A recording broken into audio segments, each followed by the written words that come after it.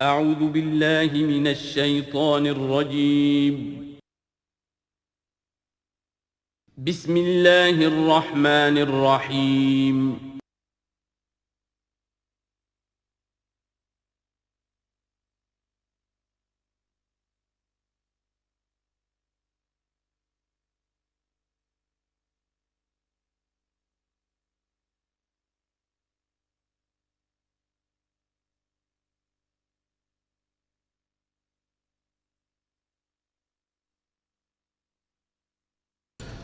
الحمد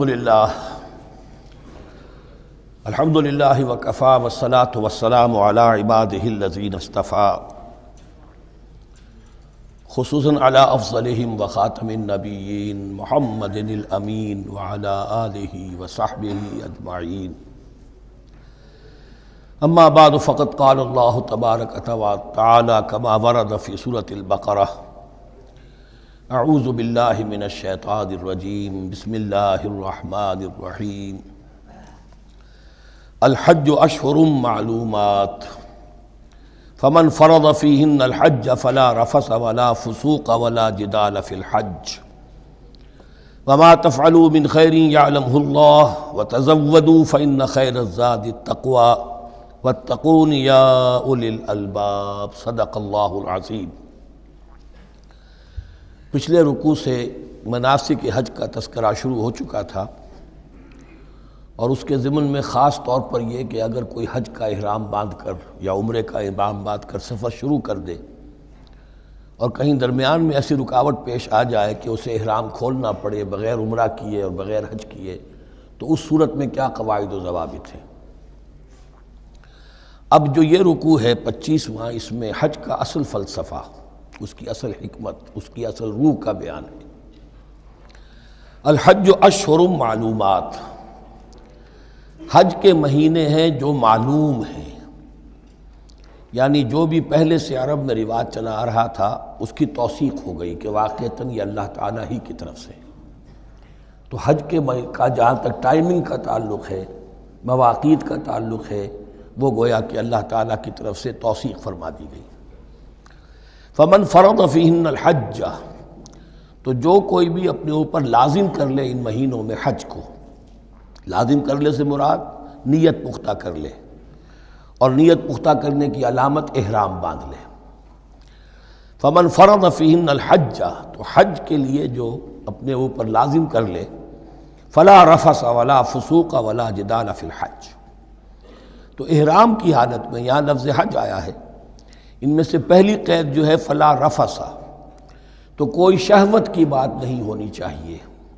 میاں بیوی بھی ساتھ حج کر رہے ہیں تو احرام کی حالت میں وہی قید ہے کہ جو اعتکاف کی حالت میں ہے۔ باقی یہ کہ فسوق اور جدال، اللہ کی نافرمانی یا باہم جھگڑنا،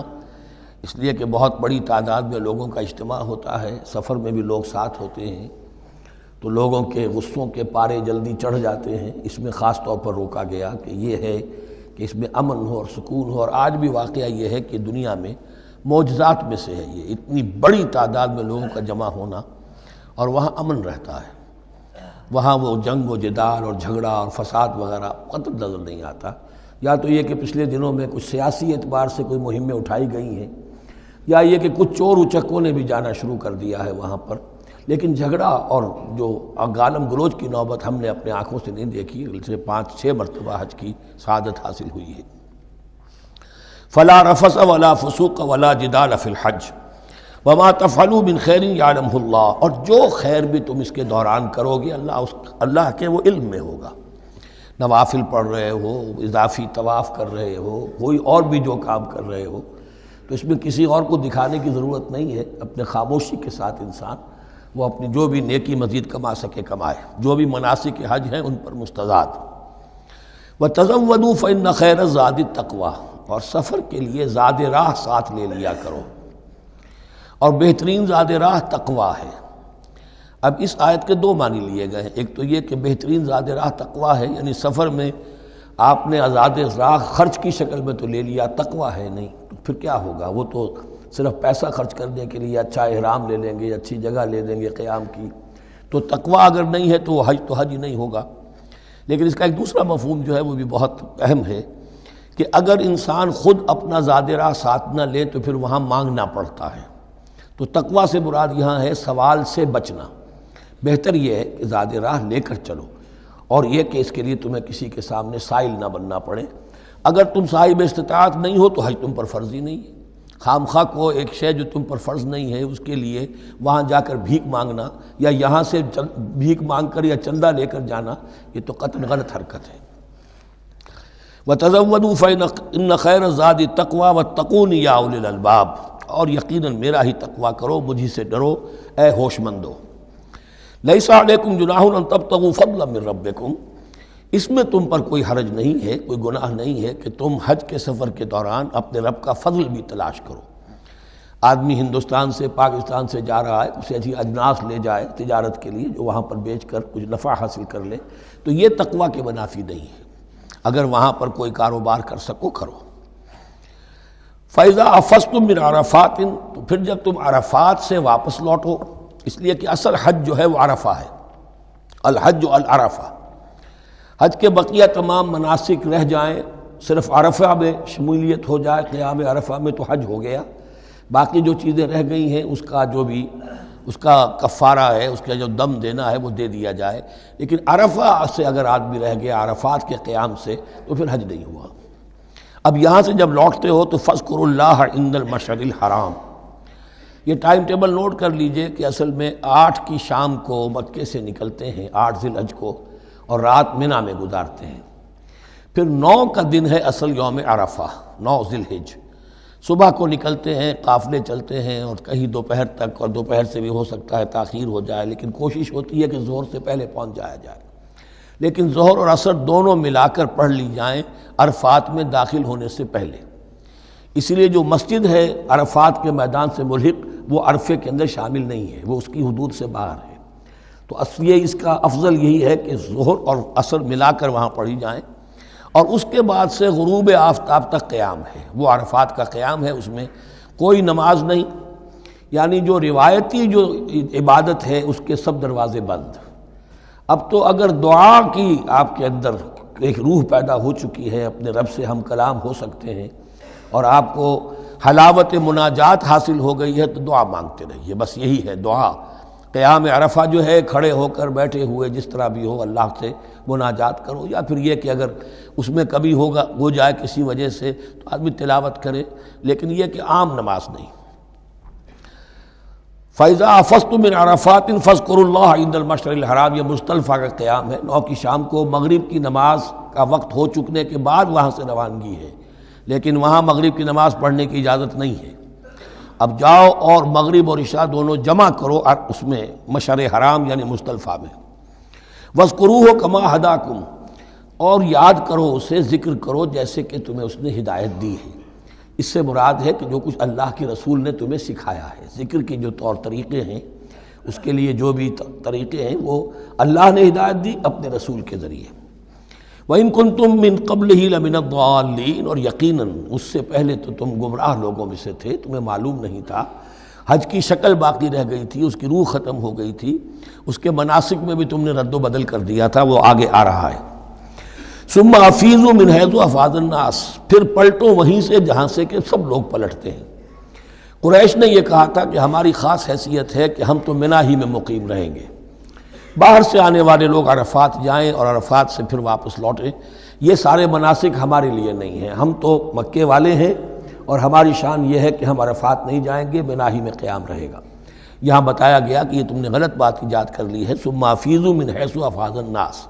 جہاں سے سب لوگ لوٹتے ہیں یعنی میدان عرفہ سے، وہیں سے لوٹیں۔ واستغفروا اللہ، اللہ سے استغفار کرتے رہو، ان اللہ غفور رحیم، یقینا اللہ بخشنے والا رحم فرمانے والا ہے۔ فَإِذَا قَضَيْتُم مَّنَاسِكَكُمْ، اور جب تم اپنے یہ مناسک ادا کر لو، پورے کر لو، فاذكروا اللہ كذكركم آباءكم، تو اب اللہ کا ذکر کرو جیسے کہ تم اپنے آباء و اجداد کا ذکر کرتے رہے ہو، جس شد و بد کے ساتھ۔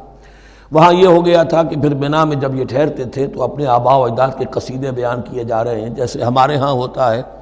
جو دیہاتی لوگ ہوتے ہیں، راجپوت لوگ ہوتے ہیں، ان کے میراثی ہوتے ہیں، اسی طرح وہاں شعراء ہوتے تھے قبائل کے، وہ ان قبیلوں کی مدح بیان کرتے تھے، ان کے بڑے بزرگوں کی، اسلاف کی جو ہے عظمت بیان کرتے تھے۔ اللہ کا ذکر ختم ہو چکا تھا، فرمایا جس شد و مد کے ساتھ تم اپنے آباء و اجداد کا ذکر کرتے رہے اب اسی شد و مد کے ساتھ، بلکہ او اشد ذکرا، بلکہ اس سے بھی زیادہ شد و مد کے ساتھ اب اللہ کا ذکر کرو۔ فَمِنَ النَّاسِ مَن يَقُولُ رَبَّنَا آتِنَا فِي الدُّنْيَا وَمَا لَهُ فِي الْآخِرَةِ مِنْ خَلَاقٍ، لوگوں میں سے وہ بھی ہیں جو یہی کہتے رہتے ہیں رب ہمیں دے دے دنیا ہی میں، ایسے لوگوں کے لیے آخرت میں کوئی حصہ نہیں ہے۔ یعنی وہاں پہنچ کر بھی ساری دعائیں ان کی دنیاوی چیزوں کے لیے ہیں، مال کے لیے، اولاد کے لیے، ترقی کے لیے، اور دنیا کی جو بھی چیزیں ہیں، اپنی کوئی مشکلات ہیں ان کے رفع کرنے کے لیے، چونکہ ان کے دلوں میں دنیا بسی ہوئی ہے۔ اشربوا فی قلوبہم الدنیا، ان کے دلوں میں جیسے بنی اسرائیل کے دلوں میں بچڑے کا تقدس پلا دیا گیا تھا اور محبت، اسی طرح ہمارے دلوں میں دنیا کی محبت ہے، تو وہاں جا کر بھی دنیا ہی کی دعائیں ہیں۔ فَمِنَ النَّاسِ مَن يَقُولُ رَبَّنَا آتِنَا فِي الدُّنْيَا وَمَا لَهُ فِي الْآخِرَةِ مِنْ خَلَاقٍ، ظاہر بات ہے ایسے لوگوں کے لیے پھر آخرت میں کوئی حصہ نہیں ہے۔ وَمِنْهُم مَن يَقُولُ، اور ان میں سے وہ بھی ہیں جو یہ کہتے ہیں ربنا آتنا فی الدنیا حسنۃ وفی الآخرۃ حسنۃ وقنا عذاب النار، پروردگار ہمیں اس دنیا میں بھی خیر عطا فرما اور آخرت کا بھی خیر عطا فرما اور ہمیں بچا لے آگ کے عذاب سے۔ اب دنیا کا خیر جو ہے سب سے بڑا وہ ایمان ہے، ہدایت ہے۔ دنیا کا کوئی خیر نہیں ہے جب تک کہ اس کے ساتھ ہدایت اور ایمان نہ ہو۔ تو سب سے پہلے انسان ایمان طلب کرے، پھر اس کے ساتھ اللہ تعالیٰ دنیا میں کشادگی دے دے، رزق میں بھی کشائش دے دے تو ٹھیک ہے، کوئی بری بات نہیں، اچھی بات ہے۔ لیکن یہ کہ اصل شے کیا ہے؟ ایمان اور استقامت۔ اولئک لہم نصیب مما کسبوا، یہاں یہ لفظ بہت اہم ہے، ان کے لیے حصہ ہوگا اس میں سے جو انہوں نے کمایا۔ محض یہ دعا کرنے سے، یہ دعا جو ہے یہ کافی نہیں ہو جائے گی۔ اول تو یہ نوٹ کر لیجئے، یہی وہ دعا ہے جو یعنی رکن یمانی سے لے کر جو بھی ہر چکر ہوتا ہے اس کا طواف کا، تو رکن یمانی سے لے کر حجر اسود تک کا جو دورہ ہے، اس میں یہ دعا مانگی جاتی ہے، ربنا آتنا فی الدنیا حسنۃ وفی الآخرۃ حسنۃ وقنا عذاب النار۔ اولئک لہم نصیب مما کسبوا، ان کے لیے حصہ ہے اس میں سے جو انہوں نے کمایا۔ اچھا، اس میں سے جو انہوں نے کمایا، اس میں سے کیوں؟ وہ تو سارا ملنا چاہیے، لیکن بندے کو ڈرتا رہنا چاہیے کہ ممکن ہے اس میں سے کسی مسئلے میں میری نیت میں کوئی فساد آ گیا ہو، ممکن ہے اس میں سے میرے کسی عمل کے اندر کوئی کمی رہ گئی ہو، کوئی کوتاہی رہ گئی ہو۔ اس لیے یہ نہ سمجھ لے کہ جو بھی کچھ کیا ہے اس کا اجر لازماً ملے گا۔ مما کسبوا، جو انہوں نے کمایا ہے اس میں خلوص ہے، اس میں بے ریائی ہے، اس میں تمام جو بھی اس کے آداب اور شرائط ہیں ملحوظ رکھے گئے ہیں، تو ان کو اس کا حصہ ملے گا۔ واللہ سریع الحساب، اور اللہ تعالیٰ کو حساب چکانے میں دیر نہیں لگتی، بہت جلدی حساب کر لے گا۔ اب تو ہمارے سامنے نقشے موجود ہے، کمپیوٹرز ہیں، کتنی جلدی حساب ہو جاتا ہے، تو اللہ کے ہاں تو پتہ نہیں کیسا سپر کمپیوٹر ہوگا کہ اسے حساب نکالنے میں دیر نہیں لگے گی۔ وَاذْكُرُوا اللَّهَ فِي أَيَّامٍ مَّعْدُودَاتٍ، اور ذکر کرو اللہ کا گنتی کے چند دنوں میں۔ یہ لفظ یہاں پر پھر آ گیا ہے اس بات کی وضاحت کے لیے جو میں نے عرض کیا تھا کہ ابتدائی جو حکم تھا روزے کا، ایام معدودات، وہ 3 دن کے روزے تھے، اس لیے کہ یہاں بھی معدودات کا لفظ آیا ہے، فی ایام معدودات، اور سب کو معلوم ہے یہ 3 دن ہیں، 11ویں 12ویں 13ویں تاریخ جو ہے ذی الحج کی، کہ پھر یوم نحر کے بعد 3 دن یہاں پر قیام ہے، مبیت ہے، تو وہ 3 دن ہے ایام معدودات۔ فمن تعجل فی یومین، تو جو کوئی 2 دن ہی میں جلدی سے واپس آ جائے، فلا اثم علیہ، یعنی 3 دن پورے نہیں کرتا، 2 دن ہی میں واپسی کو اختیار کر لیتا تو کوئی گناہ اس پر نہیں ہے۔ ومن تأخر، اور جو پیچھے رہے یعنی 3 دن کی مقدار پوری کر لے، فلا اثم علیہ لمن اتقی، تو اس پر بھی کوئی گناہ نہیں، لیکن شرط ہے تقوی۔ جو 2 دن میں چلا گیا تقوی تھا تو بھی اللہ تعالیٰ کے ہاں اس کا اجر محفوظ ہے، جو 3 دن رہا تقوی ہے، تیسرے دن اس نے کچھ اور ہی حرکتیں نہ شروع کر دی ہوں، جی اکتایا ہوا ہے اور طبیعت کے اندر جو ہے وہ ٹھہراؤ نہیں ہے، تو وہ تیسرا دن اس کے لیے کچھ خاص مفید نہیں ثابت ہوگا۔ لیکن یہ کہ اصل شے جو ہے اللہ کے ہاں جو چیز کے شرط لازم ہے قبولیت کے لیے وہ تقوی ہے۔ لمن اتقی واتقوا اللہ واعلموا انکم الیہ تحشرون، اور اللہ کا تقوی اختیار کرو اور یہ مستحضر رکھو اپنے ذہن میں کہ تمہیں اسی کی جانب جمع کر دیا جائے گا، تم سب کے سب ہانک کر لے جاؤ گے اسی کی جناب میں۔ وَمِنَ النَّاسِ مَن يُعْجِبُكَ قَوْلُهُ فِي الْحَيَاةِ الدُّنْيَا، اب یہ منافقین میں سے ایک گروہ کا خاص ایک تذکرہ ہو رہا ہے۔ ایک منافق تو ہوتے تھے کہ جو عام ہیں، ان کی زبانوں پر بھی نفاق واضح طور پر ظاہر ہو جاتا تھا، اور ایک قسم کے منافق وہ ہوتے تھے بڑے چاپلوس، چرب زبان، کہ ان کی گفتگو دیکھیے تو وہ تو بڑے مخلص ہیں اور بڑے ہی فداکار ہیں اور بڑے ہی آپ کے ساتھ ان کا تعلق جو ہے وہ نیک نیتی پر مبنی ہے، ان کی زبانیں جو ہیں معلوم ہوتا ہے کہ اس میں تو سب گھی شکر گھلا ہوا ہے، لیکن یہ کہ ان کا کردار انتہائی خراب ہوتا ہے، اور پھر وہ جب واپس جاتے ہیں باتیں کرنے کے بعد یا باتیں بنانے کے بعد تو ان کا کردار جو ہے وہ فساد پر مبنی ہوتا ہے۔ وَمِنَ النَّاسِ مَن يُعْجِبُكَ قَوْلُهُ فِي الْحَيَاةِ الدُّنْيَا، اور لوگوں میں سے ایسے بھی ہیں جن کی باتیں تمہیں بڑی اچھی لگتی ہیں دنیا کی زندگی میں، وَيُشْهِدُ اللَّهَ عَلَى مَا فِي قَلْبِهِ، اور وہ اللہ کو بھی گواہ ٹھہراتا رہتا ہے، میں جو کچھ کہہ رہا ہوں اللہ جانتا ہے، میں خلوص سے کہہ رہا ہوں، میں بالکل اپنی نیک نیتی سے کہہ رہا ہوں، اللہ جانتا ہے۔ وَهُوَ أَلَدُّ الْخِصَامِ، حالانکہ فی الواقع وہ دشمن ہے بہت سخت، الد بہت شدید، اور خصام خصم دشمن کے لیے آتا ہے۔ وَإِذَا تَوَلَّى، جب وہ پیٹھ موڑتے جاتا ہے، سعى فِي الْأَرْضِ، اب وہ زمین میں جو بھاگ دوڑ کرتا ہے، لِيُفْسِدَ فِيهَا، اس میں فساد مچائے، وَيُهْلِكَ الْحَرْثَ وَالنَّسْلَ، اور ہلاک کرے، کہیں کسی کی کھیتی جلا دی، کہیں کسی کا کوئی جانور جو ہے وہ ختم کر دیا، مار دیا۔ وَاللَّهُ لَا يُحِبُّ الْفَسَادَ، اللہ تعالیٰ کو فساد بالکل پسند نہیں ہے۔ وَإِذَا قِيلَ لَهُ اتَّقِ اللَّهَ، جب ایسے شخص سے کہا جاتا ہے کہ تو اللہ کا خوف کرو، اللہ سے ڈرو، تم باتیں ایسی کرتے ہو، عمل تمہارا یہ ہو رہا ہے، سوچو تو صحیح۔ أَخَذَتْهُ الْعِزَّةُ بِالْإِثْمِ، تو اس کو اپنی عزت نفس، جھوٹی عزت نفس گناہ پر اور جما دیتی ہے۔ ایک شخص وہ ہوتا ہے جس سے خطا ہو گئی، غلطی ہو گئی، اس نے اپنی خطا تسلیم کر لی تو اصلاح کر لے گا۔ ایک وہ ہے کہ جو کیسے مان لوں میری غلطی ہے، اس کی جھوٹی انا جو ہے اور جو اس کی جھوٹی عزت نفس ہے وہ اسے اور گناہ کے اوپر چپکا دیتی ہے۔ اخذتہ العزت بالاسم، اس کو اور اس پر جامد کر دیتی ہے۔ فحسبہ جہنم، تو اس کے لیے تو اب کافی ہے جہنم ہی۔ وَلَبِئْسَ الْمِہَادُ، اور یقیناً وہ بہت برا ٹھکانہ ہے۔ روایات میں آتا ہے کہ ایک شخص خاص تھا، اخنس ابن شریق، اس کا یہ کردار ہے، لیکن یہ کہ یہ تو یوں سمجھیے کہ شان نزول کے اعتبار سے یہ بات ٹھیک ہے، اور یہ کہ تعویل خاص میں اس کو بھی سامنے رکھیں گے، لیکن یہ وہی ہے، کردار ہے، یہ کردار ہر جگہ آپ کو ملے گا۔ اصل میں کردار کو پہچاننا چاہیے اور اس کے حوالے سے اللہ تعالیٰ سے ہدایت طلب کرنی چاہیے کہ اس کردار سے اللہ تعالیٰ ہمیں اپنی حفظ ایمان میں رکھے۔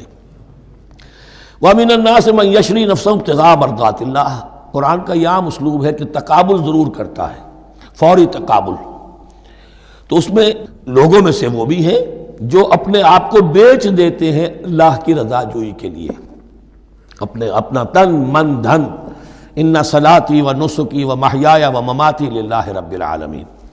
ومن الناس من یشری نفسہ ابتغاء مرضات اللہ واللہ رؤوف بالعباد، اور اللہ اپنے ایسے بندوں کے حق میں بہت شفیق ہے۔ ظاہر بات ہے جس نے یہ ارادہ کر لیا ہو، نیت کر لی ہو، کبھی ایسے شخص سے بھی کوئی کوتاہی ہو سکتی ہے، حالات ہو سکتے ہیں عارضی سے، کبھی جذبات میں آ کر کوئی غلط قدم اٹھ گیا، اللہ پھر معاف فرمائے گا، بڑی شفقت کے ساتھ معاف فرمائے گا۔ طے کر لے انسان، ایک سیدھا راستہ یہی بن جائے، ان صلاتی و نسکی و محیایا و مماتی للہ رب العالمین۔ تو پھر یہ ہے کہ کوئی تیز دوڑے گا، کوئی آہستہ چل سکے گا، مختلف صلاحیتوں کے لوگ ہوتے ہیں، اس میں فرق و تفاوت رہے گا، لیکن جس نے یہ عزم کر لیا ہے اللہ تعالیٰ ان کے حق میں بہت شفیق ہے۔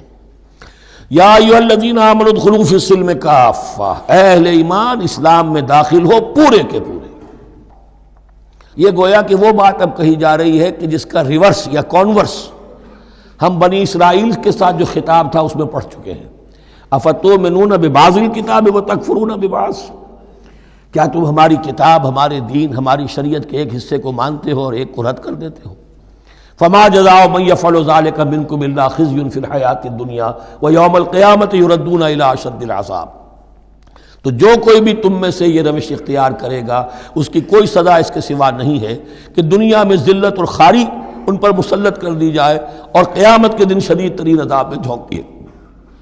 اس کو اب مثبت پیرائے میں مسلمانوں سے کہا جا رہا ہے، یا ایھا الذین آمنوا ادخلوا فی السلم کافہ، ریزرویشنز کے ساتھ نہیں، ایکسیپشنز کے ساتھ نہیں۔ اللہ کی بندگی تو کرنی ہے، اس معاملے میں نہیں،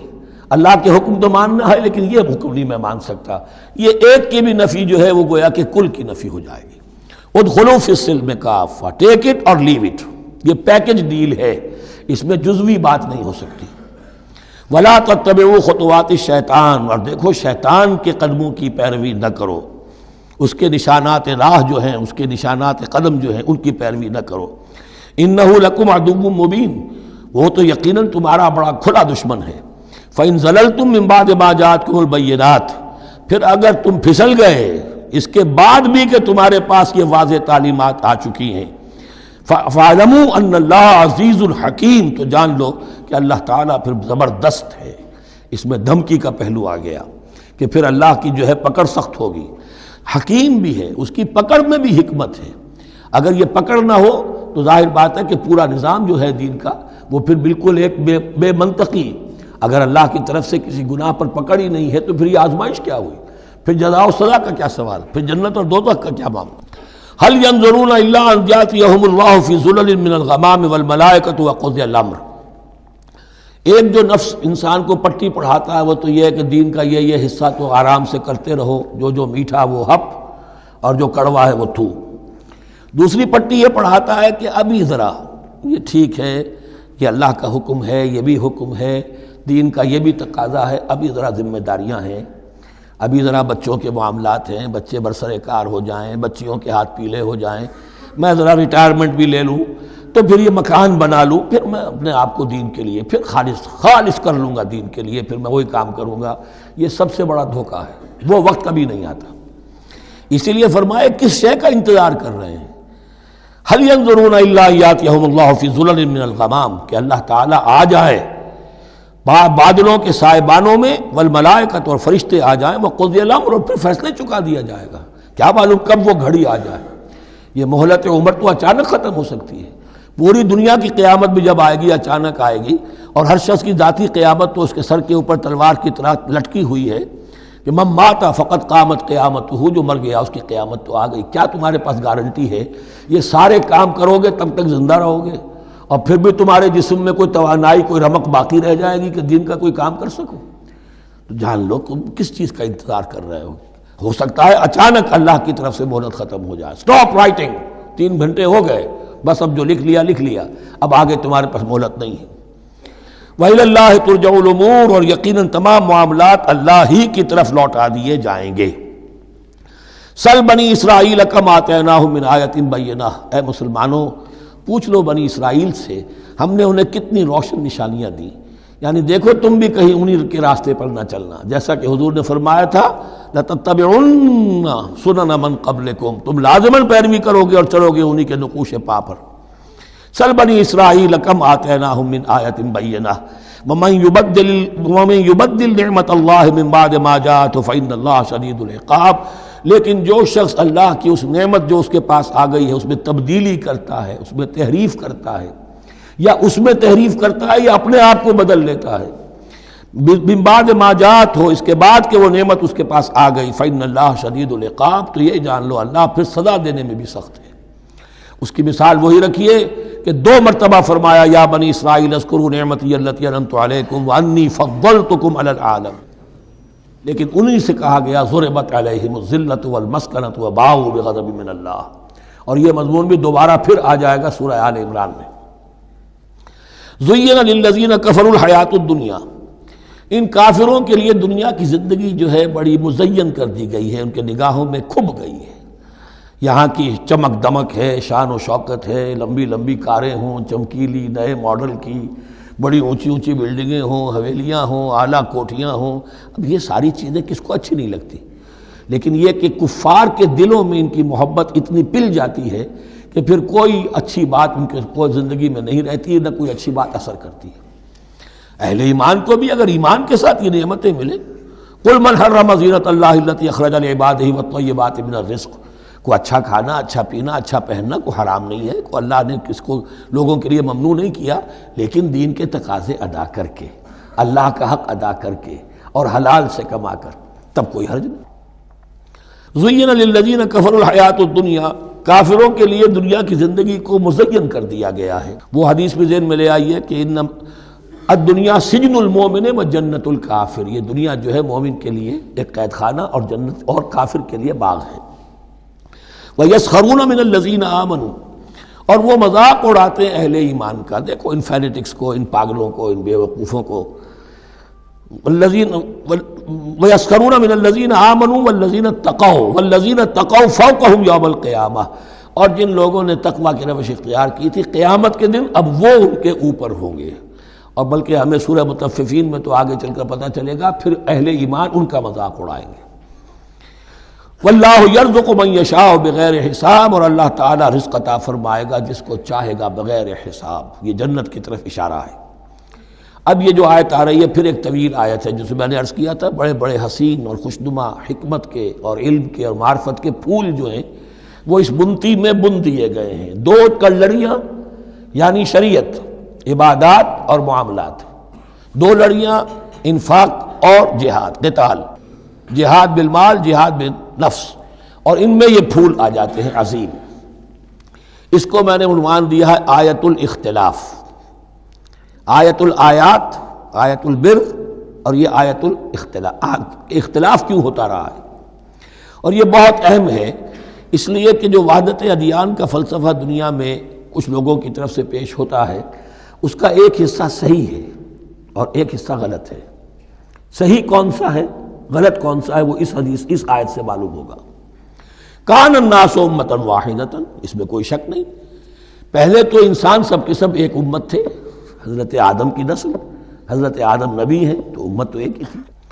جب تک کہ ان کے اندر گمراہی پیدا نہیں ہوئی، اختلافات نہیں ہوئی، شیطان نے کچھ لوگوں کو نہیں ورغلایا، اس وقت تک تو کان الناس امۃ واحدہ، تمام انسان ایک ہی امت تھے۔ اب یہاں پہ سمجھ لیجئے کہ یہاں اس کے بعد ایک حرف محذوف ہے، ثم اختلفوا، پھر ان میں اختلافات ہوئے، فساد پیدا ہوا، کچھ لوگوں نے گمراہی کی روش اختیار کر لی۔ ایک بیٹا اگر حابیل تھا تو دوسرا قابیل بھی تھا۔ فبعث اللہ النبیین مبشرین ومنذرین، تو اب اللہ نے نبیوں کو بھیجنا شروع کیا جو بشارت دیتے تھے نیکوکاروں کو اور جو خبردار کرتے تھے غلط کاروں کو۔ وانزل معهم الکتاب بالحق لیحکم بین الناس فیما اختلفوا فیہ، اور اللہ نے ان کے ساتھ کتاب نازل فرمائی اپنی تاکہ وہ حق کے ساتھ نازل فرمائی تاکہ وہ فیصلہ کر دے لوگوں کے مابین ان امور میں جن میں انہوں نے اختلاف کیا تھا۔ وَمَا اخْتَلَفَ فِيهِ إِلَّا الَّذِينَ أُوتُوهُ مِن بَعْدِ مَا جَاءَتْهُمُ الْبَيِّنَاتُ بَغْيًا بَيْنَهُمْ، اور پھر جو اختلاف کیا ان میں سے تو نہیں کیا اختلاف کرنے والوں نے مگر جن کو کہ وہ کتاب دی جا چکی تھی، ہدایت دی جا چکی تھی، من بعد ما جاءتهم البینات، اور اس کا سبب کیا تھا؟ بغیم بینہم، یہ لفظ میں نے پہلے بھی نوٹ کروایا تھا، بغیم بینہم، دی ارج ٹو ڈومینیٹ، زدم زدہ، سارا فساد دنیا میں جو ہوتا ہے دی ارج ٹو ڈومینیٹ، آدمی جو ہے میں اس کی بات کیوں مانوں، یہ کیوں نہ میری مانے، یہ ہے کہ جس میں جو بھی سربراہی اور بالادستی حاصل کرنے کی جو ایک انسان کے اندر ایک ہے امنگ ہے، یہ امنگ رکھی گئی ہے انسان میں، جہاں انسان کے اندر اچھے میلانات رکھے گئے، برے بھی رکھے گئے، نفس بھی تو انسان ہی میں ہے، اس لیے کہ انہی کی درمیان حق و باطل کی کشمکش چلتی ہے انسان کے باطن میں، حق و باطل کی ایک کشاکش انسان کے باطن میں چلتی ہے، ایک خارج میں چلتی ہے۔ تو فرمایا پھر ہم نے اپنے رسول بھیجنے شروع کیے، فبعث اللہ النبیین مبشرین ومنذرین وانزل معهم الکتاب بالحق لیحکم بین الناس فیما اختلفوا فیہ وما اختلف فیہ الا الذین اوتوہ من بعد ما جاءتهم البینات بغیا بینہم فہدی اللہ الذین آمنوا لما اختلفوا فیہ من الحق باذنہ۔ تو اب اس کے بعد اللہ تعالی نے ہدایت دی ان لوگوں کو جو ایمان لائے ان چیزوں کے بارے میں جس میں کہ وہ اختلاف کر چکے تھے حق سے، اپنے حکم سے اللہ نے ان کو ایمان کی طرف ہدایت فرما دی۔ واللہ یہدی من یشاء الی صراط مستقیم، اور اللہ ہدایت دیتا ہے جس کو چاہتا ہے سیدھے راہ کی طرف۔ لیکن اس کا دوسرا ترجمہ یہ بھی ہوگا اللہ ہدایت دیتا ہے اس کو جو چاہتا ہے، من یشاء، من یشاء میں اللہ کی مشیت بھی ہے اور جو ہدایت کا طالب ہوتا ہے، واللہ یہدی من یشاء، جو چاہتا ہے اس ہدایت کا طالب ہوگا، یہ اللہ کے ذمے ہے، اللہ نے اسے اپنے اوپر ایک ذمہ داری سمجھا ہے کہ اس کو یقیناً ہدایت دے گا۔ والذین جاہدوا فینا لنہدینہم سبلنا، جو ہمارے راستے میں کوششیں کریں گے، حق کی طرف بڑھنا چاہیں گے، ہم لازماً ان کو راستہ دکھائیں گے، اپنے راستوں کی طرف ان کی رہنمائی کریں گے، یہ اللہ نے اپنے ذمے لیا۔ ام حسبتم، اب بڑی سخت آیت آ رہی ہے، یہ بھی بڑی لرزا دینے والی آیت ہے۔ اب دیکھیے صحابہ کرام میں سے ایک بڑی تعداد تھی کہ جو مکے کی سختیاں جھیل کر آئے تھے، مہاجرین، ان کے لیے تو اب جو بھی مراحل آئندہ آنے والے تھے وہ کوئی ایسے ثقیل نہیں تھے، ایسے مشکل نہیں تھے۔ وہ سختیاں تو وہاں نہیں انہوں نے جھیلنی تھی کہ جو کہ مکے میں مہاجرین نے جھیلی تھی، تو اب ان سے ہے خاص طور پر روئے سخن، اگرچہ خطاب عام ہے، اور یہ قرآن مجید میں عام طور پر آپ کو ملے گا کہ الفاظ عام ہیں، لیکن آپ اگر دیکھیں گے تو روئے سخن کسی خاص طبقے کی طرف ہے، تو یہاں در حقیقت ان کو بتایا جا رہا ہے۔ ام حسبتم ان تدخلوا الجنہ، کیا تم نے یہ سمجھا تھا کہ جنت میں داخل ہو جاؤ گے؟ ولما یاتکم مثل الذین خلوا من قبلکم، حالانکہ ابھی تک تو تمہارے اوپر وہ حالات و واقعات تو وارد ہی نہیں ہوئے جو ان پر ہوئے تھے جو تم سے پہلے تھے۔ مستہم الباساء، انہیں آ لیا پہنچی ان کو سختی بھوک کی، والضراء اور تکالیف، وزلزلوا اور وہ ہلا مارے گئے، حتیٰ یقول الرسول والذین آمنوا معہ متی نصر اللہ، یہاں تک کہ پکار اٹھا وقت کا رسول اور جو ان کے ساتھ اہل ایمان تھے، کب آئے گی اللہ کی مدد، الا ان نصر اللہ قریب، اب انہیں یہ خوشخبری دی گئی کہ آگاہ ہو جاؤ اللہ کی مدد قریب ہے۔ یعنی اللہ آزماتا ہے، یہ وہی بات ہے جو اس سے پہلے آ چکی ہے 19ویں رکوع میں بالکل شروع میں، وَلَنَبْلُوَنَّكُمْ بِشَيْءٍ مِّنَ الْخَوْفِ وَالْجُوعِ وَنَقْصٍ مِّنَ الْأَمْوَالِ وَالْأَنفُسِ وَالثَّمَرَاتِ، ہم لازماً آزمائیں گے۔ یہ کوئی پھولوں بھرا راستہ نہیں ہے، پھولوں کی سیج نہیں ہے، حق کا راستہ ہے، یہ کانٹوں بھرا بستر ہے، کانٹوں بھرا راستہ ہے، اس کے لیے ذہناً تیار ہو جاؤ۔ در رہے منزل لیلا کہ خطر ہاست بسے، شرط اول قدمی نفس کے مجنوں باشی، دیکھ سمجھ کر آؤ۔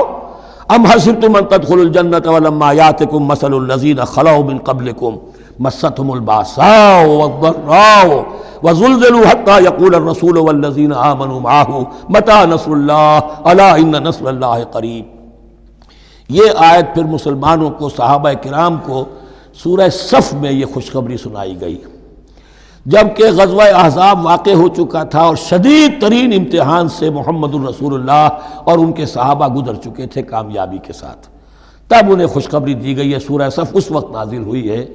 وَأُخْرَىٰ تُحِبُّونَهَا نَصْرٌ مِّنَ اللَّهِ وَفَتْحٌ قَرِيبٌ، اب تمہارے لیے وہ خوشخبری ہے اے نبی، بشر المومنین، اپنے اہل ایمان ساتھیوں کو بشارت دے دیجئے کہ اب وہ وقت آ گیا ہے کہ اللہ کی نصرت کے دروازے کھلتے چلے جائیں گے۔ یسألونک ماذا ینفقون، یہ آپ سے پوچھ رہے ہیں کہ وہ کیا خرچ کریں، جو انفاق کے لیے کہا جا رہا ہے کیا خرچ کریں، تو انسان جو بھی بھلائی کے لیے خرچ نکالے اس میں سب سے پہلا حق کن کا ہے؟ قل ما انفقتم من خیر، کہہ دیجئے جو بھی تم خرچ کرو خیر میں سے، دولت میں سے، مال اسباب میں سے، فللوالدین، سب سے پہلا جو حق ہے وہ والدین کا ہے، والاقربین اور رشتہ داروں کا ہے، والیتامى اور یتیموں کا ہے، والمساکین اور محتاجوں کا ہے، وابن السبیل اور مسافر کا ہے، وما تفعلوا من خیر فإن اللہ بہ علیم، اور جو بھی خیر تم کماؤ گے، جو کام بھی اچھا کرو گے، جان لو وہ اللہ کے علم میں ہے۔ یہ ضرورت نہیں ہے کہ دنیا واقف ہو اس سے، تمہیں اگر اجر اللہ سے لینا ہے تو اللہ تو رات کے اندھیرے میں بھی دیکھ رہا ہے، اور تمہارے داہنے ہاتھ نے جو کچھ دیا ہے بائیں کو پتہ نہیں چلا تو اللہ کو تو پھر بھی پتہ چل گیا۔ اب یہ سخت آیت اور آ گئی، کتب علیکم القتال، میں نے کہا تھا نا کہ یہ لڑیاں جو ہیں چونکہ بٹی ہوئی ہیں تو ایک لال اور ایک پیلی اور ایک ہری اور ایک نیلی، تو یہ نظر آتی ہے ایک طرف سے کہ کٹے ہوئے ہیں رنگ، ان کو کھول دیں گے تو ہر لڑی مکمل ہو جائے گی، ایک گویا کہ تسلسل ہے۔ کتب علیکم القتال وہو کرہ لکم، مسلمانوں اب تم پر جنگ فرض کر دی گئی ہے اور وہ تمہیں گراں گزر رہی ہے۔ یہ مضمون اصل میں اس سے پہلے سورہ محمد نازل ہو چکی ہے اور اس میں قتال کی فرضیت آ چکی ہے، اس کا نام سورۃ القتال بھی ہے، لہذا اب اس کے حوالے سے کچھ لوگ جو ہیں وہ پریشان ہو رہے تھے، اور میں نے آپ سے عرض کیا تھا منافقین بھی یہی کہتے تھے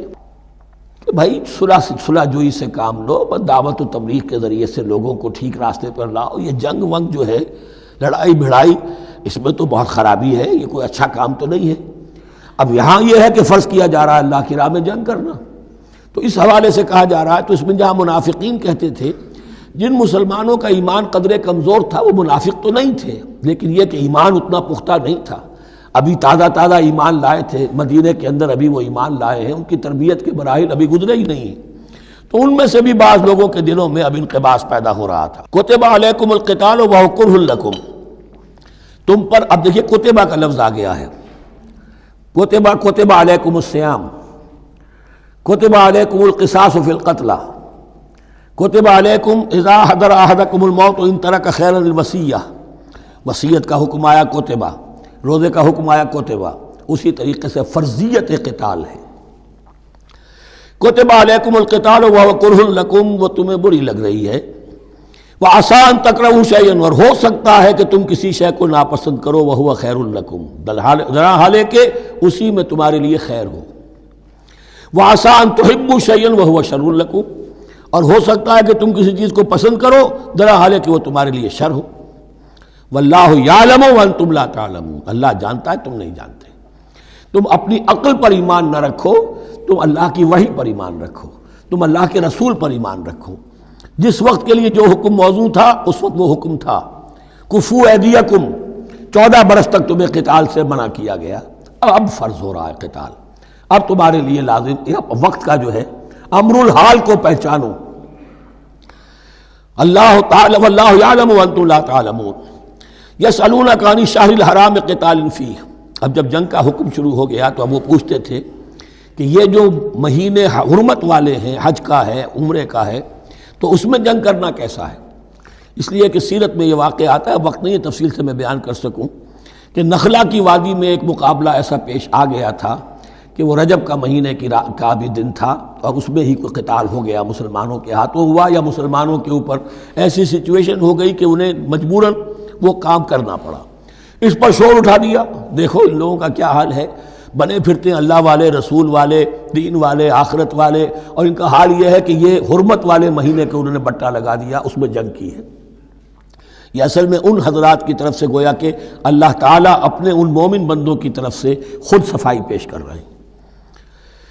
یسألونک عن الشہر الحرام قتال فیہ، یہ پوچھتے ہیں آپ سے حرمت والے مہینوں میں قتال کا حکم، قل قتال فیہ کبیر،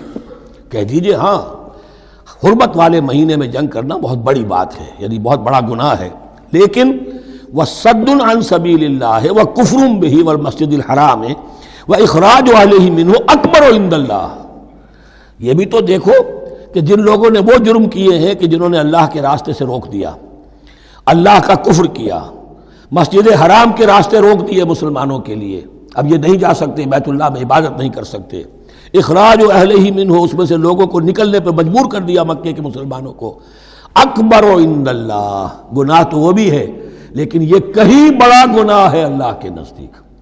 تو سینس آف پروپورشن ہونا چاہیے کہ کس چیز کے مقابلے میں کس شے کی برائی ہے۔ والفتنۃ اکبر من القتل، یہ پہلے بھی آ چکا ہے، والفتنۃ اشد من القتل، اب آیا والفتنۃ اکبر من القتل۔ فتنہ ہر وہ کیفیت ہے جس میں صاحب ایمان کے لیے ایمان پر قائم رہنا اور اسلام پر عمل کرنا مشکل ہو جائے۔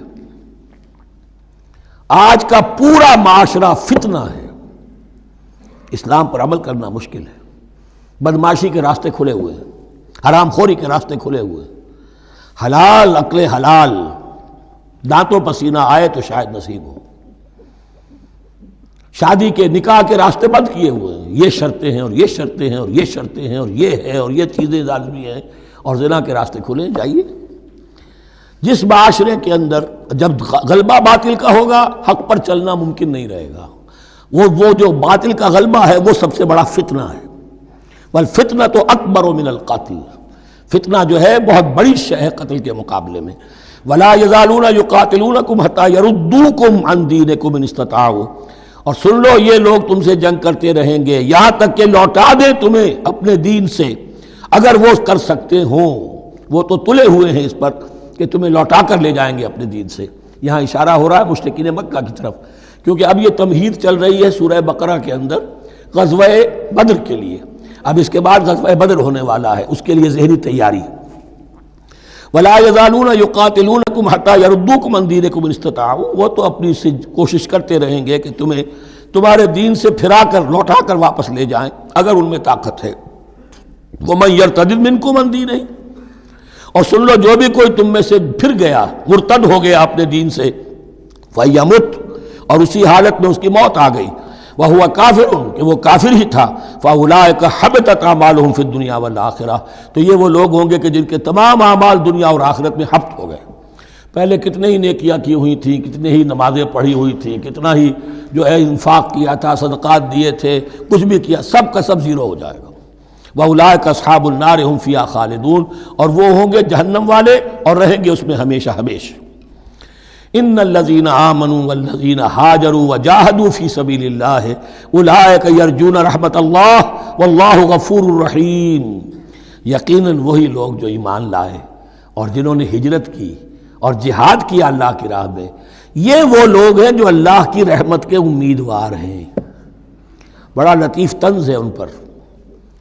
جا رہے ہیں حرام کے راستے پر، اللہ رحمت فرمائے گا، اللہ رحمت نہیں فرماتا، اللہ کی رحمت کا مستحق بننا پڑتا ہے۔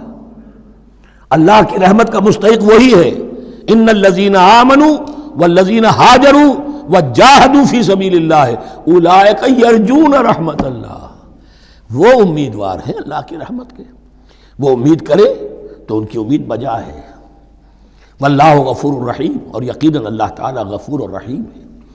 یسألونک عن الخمر والمیسر، اب دیکھیے یہاں سے شریعت کا جو بلو پرنٹ اب تیار ہونا شروع ہوا، کچھ احکام پہلے آ چکے اور کچھ احکام اب آ رہے ہیں، تو بیچ بیچ میں یہ لڑیاں جو ہیں کٹی ہوئی ہیں۔ یہ آپ سے پوچھ رہے ہیں نبی صلی اللہ علیہ وسلم شراب اور جوئے کے بارے میں، قل فیہما اسم کبیر، اے نبی ان سے کہہ دیجئے کہ ان دونوں کے اندر بہت بڑے گناہ کی پہلو ہے، ومنافع للناس، اور لوگوں کے لیے کچھ منفعتیں بھی ہیں، واسمہما اکبر من نفعہما، اور ان کا جو گناہ کا پہلو ہے وہ نفع کے پہلو سے بڑا ہے، بس یعنی اشارہ کر دیا کہ چھوڑ دو اس کو،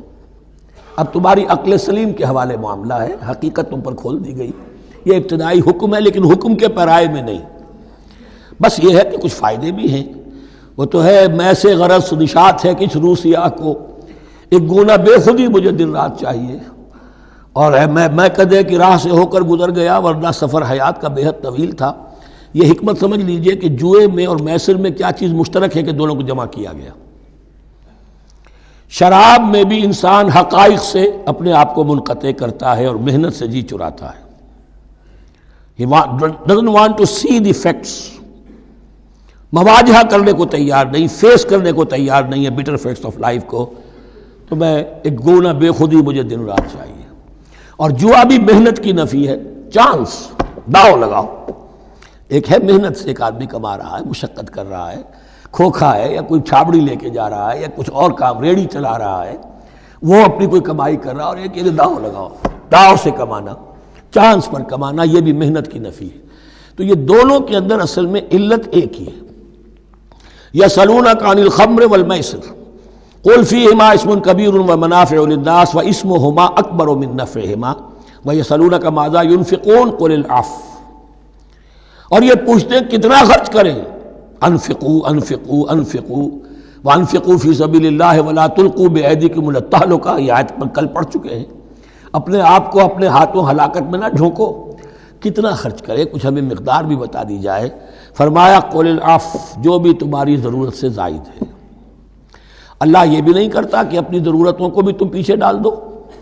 نہیں، ضرورتیں اپنی پوری کرو، پھر جو اب تمہارے پاس ہے، اب یہ سمجھیے کہ جو ایک کمیونسٹ فلسفی ہے اس میں بھی ایک اصطلاح سرپلس ویلیو، ایک سرپلس ویلیو یہ ہے عفو،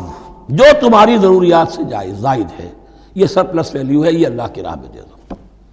اس کو بچا کر رکھنا جو ہے اللہ پر آپ بے اعتمادی کا اظہار کر رہے ہیں کہ اللہ کل نہیں دے گا مجھے، میں بچا کے رکھوں۔ یسألونک ماذا ینفقون قل العفو، لیکن اس میں یہ ہے کہ ضرورتیں کتنی ہیں، کیا ہے، اس کا کوئی پیمانہ مقرر نہیں کیا۔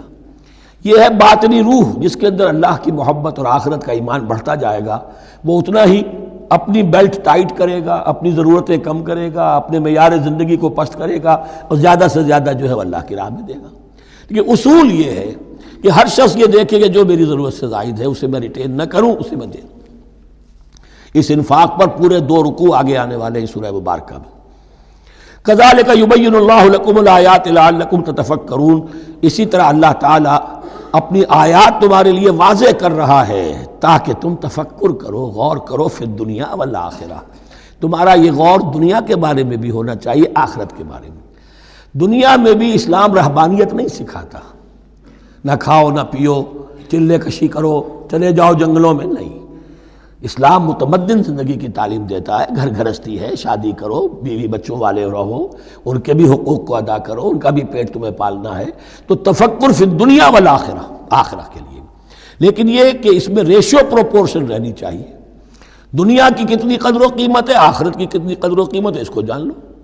اسی کے حساب سے ایلوکیشن اگر نہیں ہے تو پھر یہ کہ سینس آف پروپورشن اگر غلط ہو گیا تو ظاہر بات ہے کہ پھر ہر چیز تلپٹ ہو جائے گی۔ ایک دوا کے نسخے میں کوئی چیز زائد تھی، کوئی کم تھی، آپ نے جو کم تھی اسے زیادہ کر دیا، جو زائد تھی کم کر دیا، تو اب ہو سکتا ہے کہ یہ نسخہ شفا نہ رہے، نسخہ ہلاکت بن جائے۔ وَيَسْأَلُونَكَ عَنِ الْيَتَامَىٰ، اور یہ آپ سے پوچھ رہے یتیموں کے بارے میں، قُلْ إِصْلَاحٌ لَهُمْ خَيْرٌ، اے نبی ان سے کہہ دیجئے ان کے لیے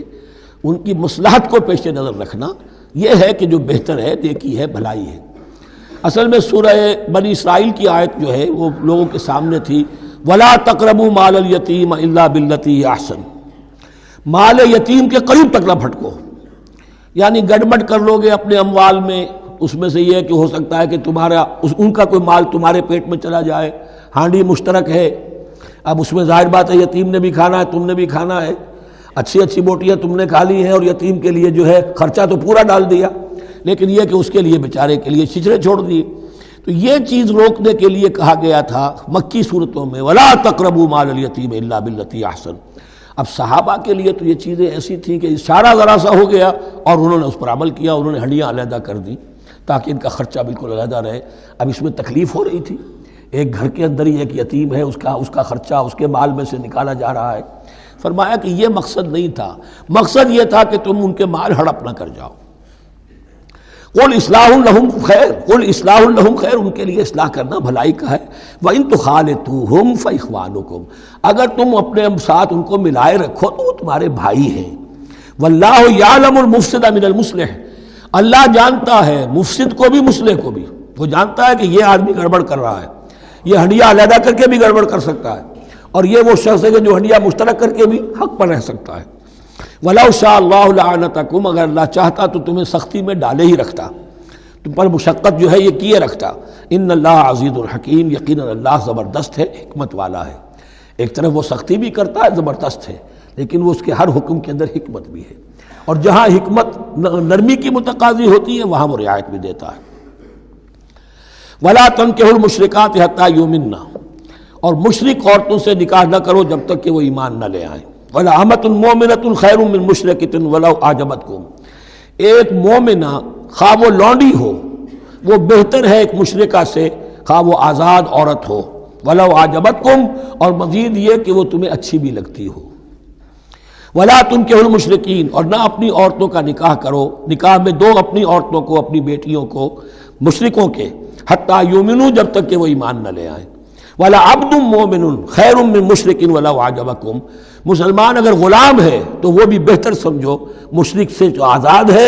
اور وہ تمہیں پسند بھی ہے، مالدار بھی ہے یا اور بھی ہے، اس کے اندر دوسرے پہلو بھی ہیں۔ اولئک یدعون الی النار، دیکھو وہ جو ہے وہ پکار رہے ہیں، آگ کی طرف بلا رہے ہیں، تمہیں بھی لے جائیں گے، تمہاری اولاد کو بھی لے جائیں گے۔ واللہ یدعو الی الجنۃ والمغفرۃ باذنہ، اللہ تمہیں بلا رہا ہے جنت کی طرف اور مغفرت کی طرف اپنے حکم سے۔ وَيُبَيِّنُ آیاتہ للناس لعلہم یتذکرون، اور اللہ اپنی آیات واضح کر رہا ہے لوگوں کے لیے تاکہ وہ نصیحت اخذ کریں۔ وَيَسْأَلُونَكَ عَنِ الْمَحِيضِ، اور وہ عورتوں کے ایام ماہواری کے بارے میں آپ سے سوال کر رہے ہیں۔ قُلْ هُوَ أَذًى، کہہ دیجئے وہ ایک ناپاکی بھی ہے اور ایک تکلیف کا مسئلہ بھی ہے۔ فَاعْتَزِلُوا النِّسَاءَ فِي الْمَحِيضِ، تو حیض کی حالت میں اگر تمہاری بیویاں ہوں تو ان سے علیحدہ رہو، مقاربت نہ کرو۔ وَلَا تَقْرَبُوهُنَّ حَتَّىٰ يَطْهُرْنَ، اور ان سے مقاربت نہ کرو یہاں تک کہ وہ پاک ہو جائیں۔ فَإِذَا تَطَهَّرْنَ، اور جب وہ خوب پاک ہو جائیں، فَأْتُوهُنَّ مِنْ حَيْثُ أَمَرَكُمُ اللَّهُ، تو اب ان کی طرف جاؤ، جو بھی تمہیں تعلق قائم کرنا ہے کرو، جہاں سے کہ تمہارے رب نے تمہیں حکم دیا، اللہ نے حکم دیا ہے۔ یہ اللہ کا حکم کیا ہے؟ یہ ہے امر طبیعی، ہر انسان جانتا ہے، ہر حیوان کو معلوم ہے، وہ طبیعی شے ہے۔ لیکن یہ کہ اب عورتوں کے ساتھ بھی اگر انسان جو ہے وہ لواطت کا فعل شروع کر دے، قوم عمل لوط، تو ظاہر بات ہے کہ عمل قوم لوط تو وہ چیز جو ہے غلط ہے، وہ حرام ہے۔ یہ تو اللہ تعالیٰ نے جو بھی تمہاری فطرت میں ڈالا ہے راستہ، وہ در حقیقت من حیث امرکم اللہ، ان اللہ یحب التوابین ویحب المتطہرین، یقیناً اللہ محبت کرتا ہے بہت توبہ کرنے والوں سے اور بہت پاک بازی اختیار کرنے والوں سے۔ ان ناپاک چیزوں سے دور رہنے میں۔ نساؤکم حرث لکم، تمہاری بیویاں تمہارے لیے کھیتیوں کے مانند ہیں، جیسے کھیت میں بوتے ہو، فصل کاٹتے ہو، بیویوں کے ذریعے سے اللہ تعالیٰ تمہیں اولاد عطا کرتا ہے۔ فاتو حرثکم انا شئتم، تو جو بھی کھیتی والی جگہ ہے ادھر تم جاؤ جدھر سے چاہو، یعنی اس میں یہ ہے کہ کوئی رکاوٹ نہیں ہے، وہ داہنی طرف سے بائیں طرف سے جدھر سے بھی ہو، لیکن ہو وہ فرج کے اندر، وہ مقد کے اندر معاملہ نہ ہو۔ فاتو حرثکم انا شئتم وقدموا لانفسکم، اور اپنے آگے کے لیے سامان کرو، یعنی اپنی اولاد۔ انسان جو ہے بڑھاپے کے لیے اس کا ایسٹ بنتی ہے اس کی اولاد۔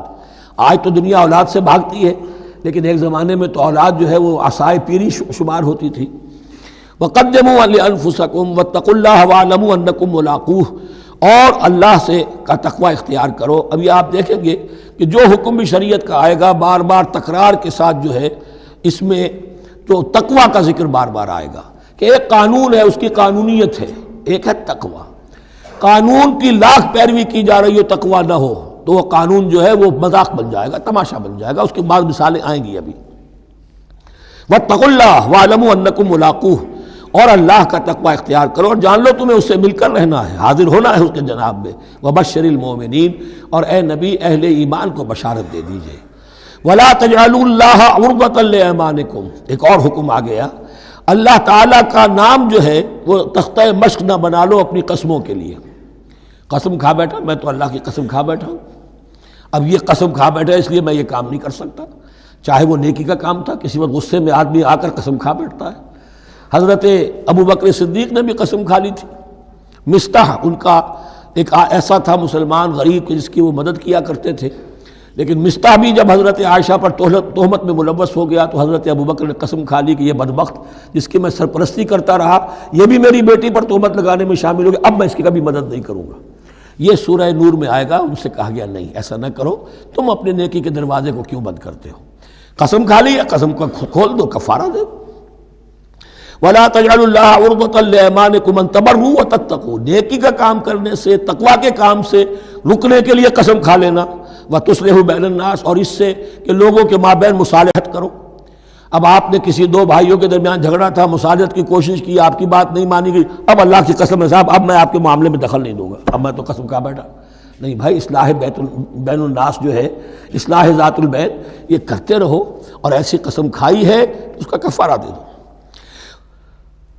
واللہ سمیع علیم، اور اللہ تعالیٰ سننے والا اور جاننے والا ہے۔ لا یؤاخذکم اللہ باللغو فی ایمانکم، اللہ تعالیٰ مؤاخذہ نہیں کرے گا تم سے جو تم بغیر مقصد کے، بغیر عزم اور ارادے کے قسم کھا بیٹھتے ہو۔ یہ عربوں کا رواج ہے، واللہ باللہ کے بغیر ان کا کوئی جملہ شروع ہی نہیں ہوتا، تو یہ در حقیقت قسم کھانے کا ان کی اس وقت نیت نہیں ہوتی، بلکہ یہ ان کا ایک جس کو ہم کہتے ہیں تقیہ کلام ہے، ان کا ایک اسلوب ہے گفتگو کا، واللہ باللہ ہے،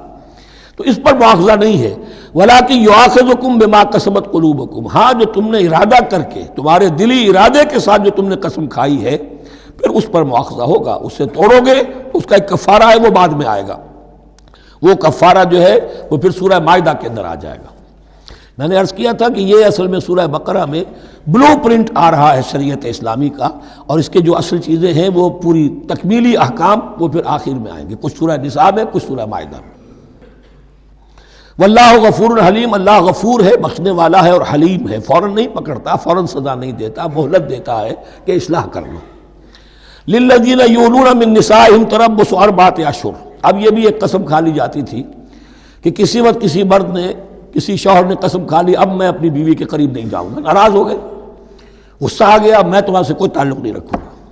یہ ایلا کہلاتا تھا۔ حضور نے بھی ایلا فرمایا تھا اپنی ازواج مطہرات سے جب انہوں نے کچھ زیادہ نفقے کا مطالبہ کیا تھا کہ اب عام مسلمانوں کے ہاں بھی خوشحالی آ گئی ہے تو اب ہمارے اوپر یہ سختی کیوں ہے، ہمارا بھی جو نفقات ہیں، ہمارا جو خرچ ہے، وظائف ہیں، بڑھائے جائیں۔ اس پر حضور نے پھر ایلا کیا، اس کا ذکر ہے، وہ بعد میں آئے گا۔ لیکن وہاں عام طور پر لوگ قسم کھا کے بیٹھ جاتے تھے، اب قسم کھا لی ہے، پچھتا بھی رہے، کیا کریں، قسم کھا چکے، اب بیوی کے پاس کیسے جائیں؟ اب وہ بیوی معلق ہے، نہ وہ شادی شداؤں میں ہے اور نہ وہ علیحدہ ہے، آزاد ہے۔ للذین یولون من نسائہم تربص اربعۃ اشہر، 4 مہینے کے لیے تو وہ انتظار کیا جا سکتا ہے۔ فإن فاؤوا، اس دوران میں اگر وہ لوٹیں، اپنی قسم کو ختم کریں اور رجوع کر لیں، تعلق زن و شوق قائم کریں فإن اللہ غفور الرحیم، تو اللہ تعالیٰ غفور الرحیم ہے۔ وَإِنْ عَزَمُوا الطلاق، اور اگر وہ طلاق کا ارادہ کر چکے ہوں کہ واقعتاً اب ان سے سیپریشن ہی ہے، فإن اللہ سمیع علیم، تو اللہ تعالیٰ سننے والا جاننے والا ہے۔ یعنی یہ کہ 4 مہینے سے زیادہ معلق نہ رکھو کسی کو، یا ادھر یا ادھر، یا فیصلہ کرو اور اسے فارغ کرو، اور یا پھر یہ کہ اپنی وہ قسم ختم کرو اور اس کا جو بھی کفارہ ہے وہ ادا کرو۔ اسی پر غالباً قیاس کیا تھا، بلکہ ساتھ ہی سیرت میں آتا ہے کہ حضرت عمر نے حضرت حفصہ سے پوچھ بھی لیا تھا۔ حالانکہ دیکھیے کہ باپ اور بیٹی کا معاملہ ہو رہا ہے، اور باپ بیٹی سے سوال کر رہا ہے، دین کے معاملے میں حیا اور شرم کی بات نہیں ہوتی۔ ان اللہ لا یستحی ان یضرب مثلا ما بعوضۃ فما فوقها، تو یہ کہ جو لوگ جہاد پر جاتے تھے کوئی سال بھر گھر واپس نہیں آ رہا، اب ایک طرف تو ان پر مشقت ہے، وہ بیویوں سے دور ہیں، اہل و عیال سے دور ہیں، ادھر عورتیں جو ہیں وہ بغیر شوہروں کے جو وقت گزار رہی ہیں۔ تو پوچھا کہ کتنا عرصہ تم سمجھتی ہو کہ ایک عورت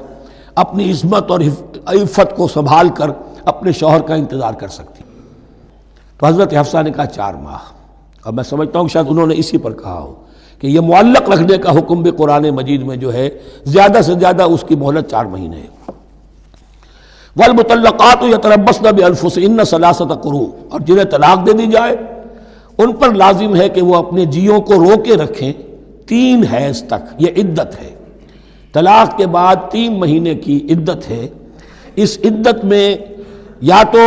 شوہر رجوع کر لے گا اگر 1 یا 2 طلاقیں ہیں، تیسری طلاق ہو گئی تو رجوع کا حق نہیں ہے، وہ بعد میں بات آ جائے گی،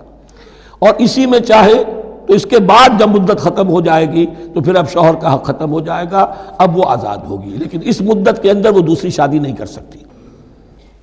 والمطلقات یتربصن بانفسهن 3 قروء ولا يحل لهن ان يكتمن ما خلق الله في ارحامهن، اور ان کے لیے یہ حلال نہیں ہے، جائز نہیں ہے کہ وہ چھپا لیں جو کچھ کہ اللہ نے پیدا کر دیا ہو ان کے ارحام میں۔ اگر حمل ٹھہر گیا ہے اور بیوی کو ڈر ہے کہ اب یہ شوہر تو طلاق دے دے گا، وہ اپنا حمل چھپا رہی ہے تاکہ پتہ ہی نہ چلے اس کو، کیونکہ وہ چاہے گی کہ بچہ میرے پاس رہے، بچہ بچی جو بھی ہو۔ ظاہر بات ہے کہ بچہ اور بچی جو ہے وہ ماں کے لیے تو جگر گوشہ ہے، اس کے جسم کا ٹکڑا ہے، اس کے جسم کا لوتھڑا ہے، تو وہ چھپانے کی ٹینڈنسی ہوتی ہے کہ وہ جھگڑا ہی نہ اٹھے۔ ولا يحل لهن ان يكتمن، ان کے لیے جائز نہیں ہے کہ وہ چھپائیں ما خلق اللہ فی ارحامہن، جو کچھ کہ پیدا کر دیا ہے اللہ نے ان کے رحموں میں۔ ان کن یؤمن باللہ والیوم الآخر، اگر وہ فی الواقع ایمان رکھنے والی ہے اللہ پر اور یوم آخر پر۔ وبعولتهن احق بردہن فی ذلک ان ارادوا اصلاحا، اور یہ جو عدت کی مدت ہے اس میں ان کے شوہروں کو حق حاصل ہے، زیادہ حقدار ہیں کہ انہیں لوٹا لیں، اسے رجعت کہتے ہیں، رجوع کیا جا سکتا ہے عدت کے اندر لیکن تیسری طلاق کے بعد نہیں۔ پہلی طلاق، دوسری طلاق، اس کے بعد دونوں میں جو عدت ہوگی اس میں رجوع کر سکتا ہے شوہر، اس کا اختیار ہے، بیوی کو نہ کہنے کا اختیار نہیں ہے کہ اب تم طلاق دے چکے ہو، اب میں تمہاری بات ماننے کو تیار نہیں ہوں، اس کا اسے حق نہیں ہے۔ اسے پھر وہ مرد کا جو حق ہے وَبَعُولَتُهُنَّ أَحَقُّ بِرَدِّهِنَّ، وہ زیادہ حقدار ہے کہ انہیں لوٹا لے، فی ذالک، اس مدت کے اندر ان ارادوا اصلاحا، اگر وہ واقعتاً اصلاح ہی چاہتے ہیں۔ وَلَهُنَّ مِثْلُ الَّذِي عَلَيْهِنَّ بِالْمَعْرُوفِ، اور ان کے لیے حقوق ہیں جو کہ مناسبت سے ہیں ان کی ذمہ داریوں کے۔ وَلِلرِّجَالِ عَلَيْهِنَّ دَرَجَةٌ، اور مردوں کو ان پر ایک درجہ فوقیت کا، ایک درجہ فضیلت کا، ایک درجہ حقوق کا حاصل ہے۔ واللہ عزیز الحکیم، اور اللہ تعالیٰ زبردست ہے اور حکمت والا ہے۔ یہ آیت اصل میں اس زمانے میں بہت مس انٹرپریٹ ہوئی ہے اور بعض مترجمین نے بھی ترجمہ غلط کیا ہے، یعنی اس کا یہ ترجمہ کرنا لہن مثل الذی علیہن، ان کے بھی حقوق مردوں پر ویسے ہی ہیں جیسے مردوں کے حقوق ہیں ان پر، تو یہ تو مساوات ہو گئی، اور مساوات جو اسلامی شریعت میں مرد اور عورت کے درمیان، شوہر اور بیوی کے درمیان نہیں ہے۔ مراد کیا ہے؟ لام اور اعلیٰ کا جو استعمال ہوتا ہے عربی میں، لام کسی کے حق کے لیے اور اعلیٰ کسی کی ذمہ داری کے لیے۔ لہن، ان کے لیے حقوق ہیں،